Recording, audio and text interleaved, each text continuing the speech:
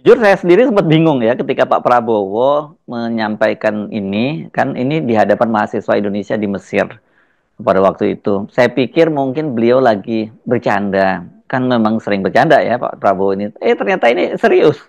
Padahal kita selama ini menyebut korupsi itu kan sebagai extraordinary crime.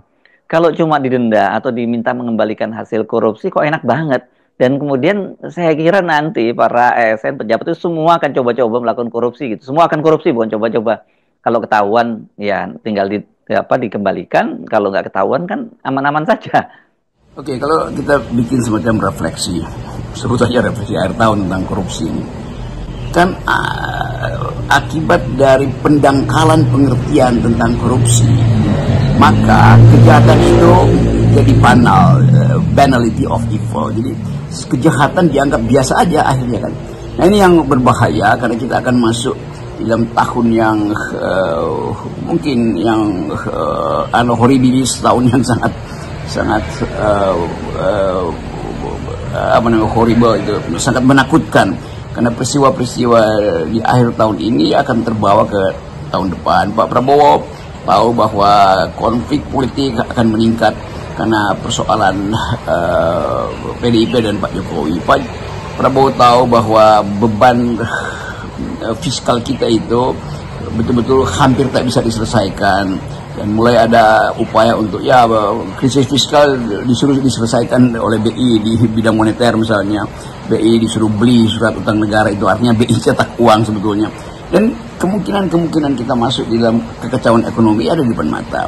Demikian juga kekacauan politik. Nah, jangan tambahkan seluruh kekacauan yang sifatnya material itu menjadi kekacauan batin karena kita meloloskan koruptor itu soal itu adalah delik yang biasa yang bisa ditambahkan, delik yang bahkan bisa diselesaikan secara perdata, kan bukan itu maksudnya. Jadi saya balik lagi pada prinsip bahwa korupsi itu disebut extraordinary crime karena di dalamnya ada persembunyian kerakusan yang melandaskan dirinya pada prinsip bahwa dia itu untouchable. Kenapa? Karena dia punya kuasa tuh.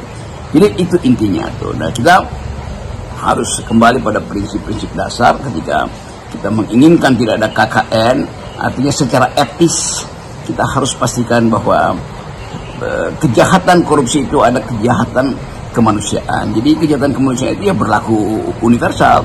Tidak mungkin kejahatan kemanusiaan itu diselesaikan di belakang meja pejabat, di belakang meja hakim tuh. Itu artinya persembunyian kejahatan justru